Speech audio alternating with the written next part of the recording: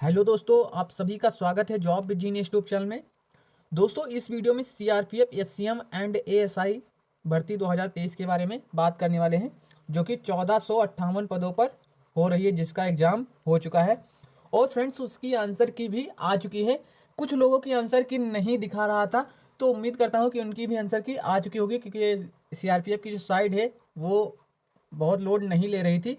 तो हो सकता है अब बहुत सारे लोगों ने देख ली होगी। जिनकी नहीं अभी दिखाया है तो उनकी भी आगे दिख जाएगी, बस ट्राई आप करते रहिएगा। फ्रेंड्स, आंसर की के बाद क्या कट ऑफ रह सकती है, इसकी बात हम इसमें करने वाले हैं। 2016 की तुलना 2023 से करेंगे। क्या 2016-17 में वैकेंसी में कट ऑफ रही थी और किस इस बार क्या रहने वाली है। टाइपिंग के लिए क्या पिछली बार रही थी, अब की बार क्या रहने वाली है।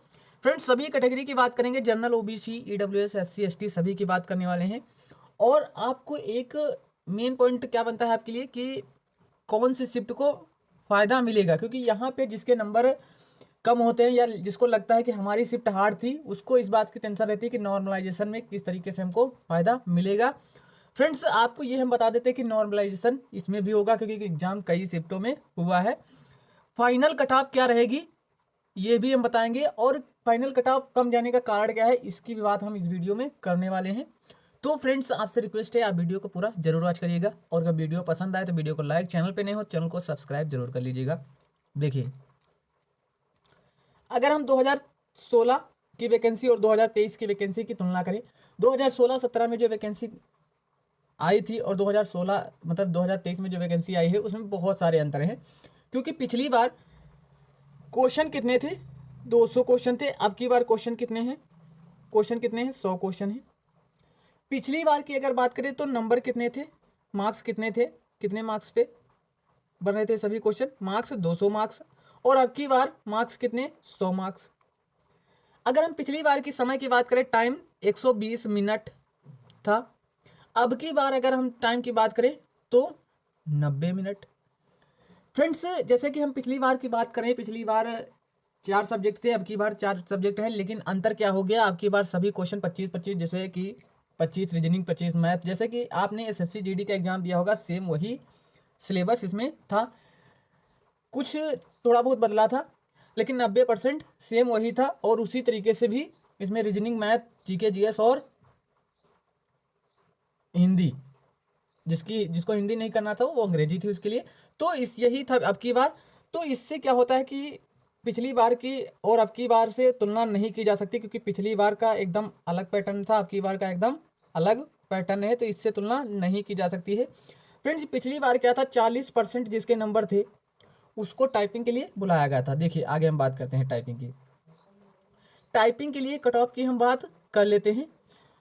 देखिए, टाइपिंग की पिछली बार की बात करें तो 40% जिसके नंबर थे उसको टाइपिंग के लिए बुलाया गया था।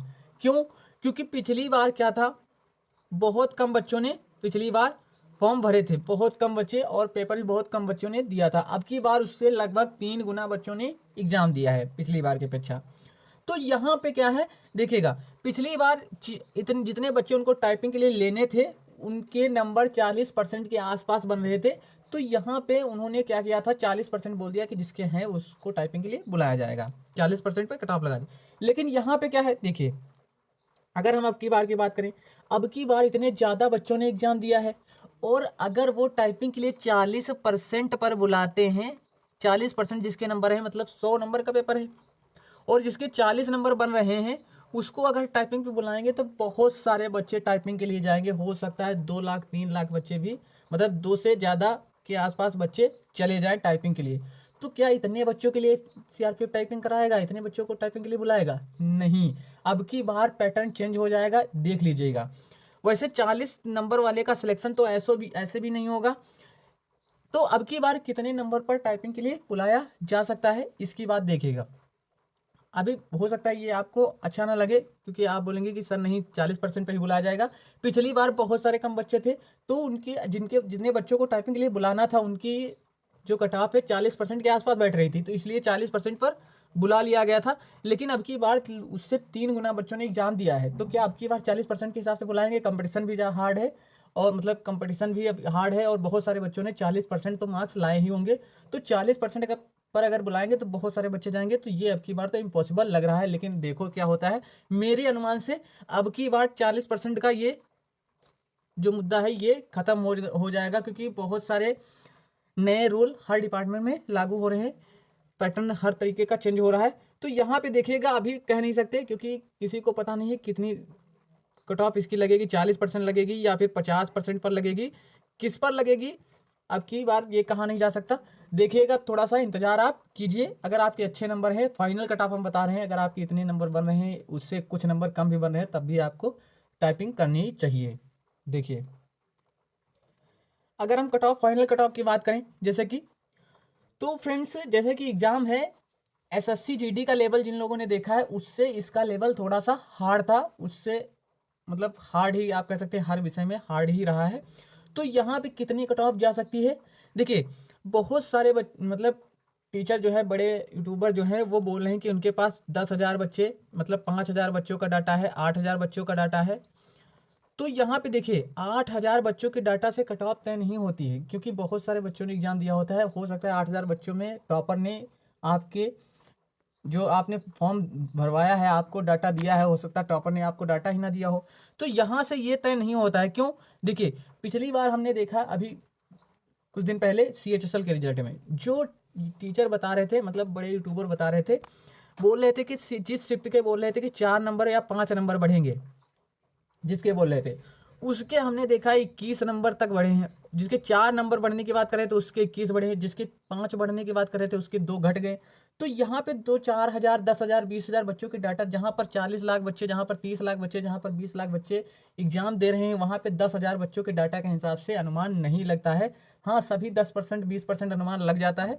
लेकिन यहाँ पे देखिए, क्या अब की बार रह सकती है, क्योंकि पेपर को देखते हुए जिस तरह से क्वेश्चन थे उसके हिसाब से हम बता रहे हैं क्या हो सकती है। वैसे तो बहुत सारे लोग 2 लाख बच्चों का डाटा के हिसाब से बता रहे हैं कि 2 लाख बच्चे का डाटा, कहाँ से 2 लाख बच्चों का डाटा ले आते हैं? 2 लाख बच्चों का डाटा बोल रहे, कोई बोल रहा है 1 लाख बच्चों का डाटा है, थंबनेल पे लिख रहे हैं 50,000 बच्चों के डाटा के साथ, 20,000 बच्चों के डाटा के साथ। कहाँ से आपको इतने बच्चे मिल जा रहे हैं? मेरे फ्रेंड्स, ये सभी फेक होता है। आप टेंशन मत लीजिए, कोई भगवान नहीं है कि आपको बता दे कि 4 नंबर आपके बढ़ेंगे, तो ये ऐसा भी नहीं है। या फिर आपकी कट ऑफ 70 जाएगी या 65 जाएगी, तो एग्जैक्ट वो भी नहीं है कि हाँ इतनी ही जाएगी। देखिए, लेकिन ये अनुमान लगाया जा सकता है कि इतने नंबर, पेपर को देखते हुए कितने नंबर अगर आपके बन रहे तो आप सेफ रह सकते हैं। देखिए, अगर हम बात करें यूआर कैटेगरी की, तो यूआर कैटेगरी में कितने नंबर पर सिलेक्शन हो जाएगा? तो हमें तो लगता है कि अब की बार जैसे कि 70 जिसके हैं, तो उसका तो 100% सिलेक्शन हो ही जाना चाहिए। 70 नंबर जिसके हैं उसका सिलेक्शन 100% हो जाना चाहिए। हो सकता है अभी इसमें 5 नंबर घट भी जाए। देखिए, बढ़ने का चांस नहीं है, लेकिन घटने का चांस यहाँ पे ज़्यादा बन रहा है। 5 नंबर, 4 नंबर, 3 नंबर इसमें घट सकता है, हो सकता है 65 भी चली जाए। फाइनल कट ऑफ है ये। ओबीसी की अगर हम बात करें, ओबीसी 68, ईडब्ल्यूएस की बात करें, आप 2-2 नंबर घटा लीजिए, ये 66 आप मान लीजिए। एससी की अगर हम बात करें, एससी तो आप 60 नंबर मान लीजिए, 60। एसटी की अगर बात करें हम, एसटी तो आप 55 नंबर। अगर इतने बन रहे हैं तो 100% सिलेक्शन आपका हमारे अकॉर्डिंग, जैसा मैं अगर अनुमान लगाऊं पेपर के हिसाब से, तो 100% सिलेक्शन हो जाएगा अगर इतने नंबर बन रहे हैं। अगर हम आपको बता रहे हैं, अगर इसमें से आपके 10 नंबर भी अभी कम है, तो भी आपको अभी टेंशन लेने की ज़रूरत नहीं है, क्योंकि नॉर्मलाइजेशन अभी होगा। हो सकता है आपकी शिफ्ट हार्ड हो और आपके नंबर बढ़ें। हमारे अनुमान से कितने नंबर बढ़ सकते हैं, कितने तक बढ़ सकते हैं? हो सकता है किसी के 1 नंबर बढ़े, किसी का 2, किसी का 2, किसी का 3, किसी का 4। लेकिन कितने तक हाईएस्ट तक बढ़ सकते हैं? हाईएस्ट की अगर हम बात करें तो 14 नंबर तक हाईएस्ट तक बढ़ सकते हैं, जिसकी सबसे ज़्यादा हार्ड शिफ्ट होगी उसकी बात हम कर रहे हैं। तो आप ये समझिए कि ये जो हम बता रहे हैं नंबर, ये नॉर्मलाइजेशन के बाद के नंबर बता रहे हैं, ये नहीं कि अभी के बता रहे हैं। ये नॉर्मलाइजेशन के बाद के अगर आपके इतने नंबर बन जाते हैं तो आपका फाइनल सिलेक्शन हो जाएगा, अगर आपकी टाइपिंग अच्छी है। क्योंकि टाइपिंग में क्या होता है, एक टॉपर बच्चा जो होता है, टॉपर जिसके 70+ नंबर बन रहे हैं, वो भी टाइपिंग से बाहर हो जाता है। तो अगर आपके अच्छे नंबर बन रहे हैं, अगर आपके 60, 65 और 70 के आसपास नंबर बन रहे हैं, तो आपको टाइपिंग बहुत ही अच्छी तरीके से करनी चाहिए, ताकि आप टाइपिंग को क्वालिफाई कर जाएं और आप फाइनल सिलेक्शन ले लें। देखिए, अगर सीआरपीएफ की न्यू वैकेंसी की बात करें, सीआरपीएफ जो फ्रेंड्स कट ऑफ बताएं ये आप मेल की बताएं, फीमेल इससे कम ही रहेगा, आप ये समझिए। और ये स्टेट वाइज कट ऑफ नहीं लगती है, ये पूरे ऑल इंडिया लेवल पे कट ऑफ लगेगी, आपको याद रखना है। सीआरपीएफ ट्रेड्समैन की अगर हम वैकेंसी की बात करें, ट्रेड्समैन तो कितने पदों पर आई है? 9212 पदों पर, जो कि क्वालिफिकेशन वही जो कि हाई स्कूल है। कुछ पद है जिसमें आईटीआई भी है, कुछ हैं ड्राइविंग लाइसेंस भी उसमें ले रहा है। तो फ्रेंड्स कुछ पद है, लेकिन सबसे ज़्यादा पद जो है उसमें 10th क्वालिफिकेशन ले रहा है। तो आपको इसमें भी फॉर्म भरना चाहिए अगर आप सीआरपीएफ में नौकरी करने के इच्छुक हैं। तो फ्रेंड्स उम्मीद करते हैं कि ये वीडियो आपको पसंद आया होगा और जो हमने जानकारी बताई है वो भी आपको अच्छी लगी होगी। फ्रेंड्स आपको इसी तरीके के जानकारी इस चैनल पे मिलती रहेगी, तो प्लीज़ आप वीडियो को लाइक ज़रूर कर दीजिएगा, क्योंकि आप लाइक नहीं करते हैं। चैनल को सब्सक्राइब जरूर कर लीजिएगा। चलिए मिलते हैं नेक्स्ट वीडियो में, तब तक के लिए खुश रहें, मस्त रहें और अपनी पढ़ाई में व्यस्त रहें। जय हिंद, वंदे मातरम।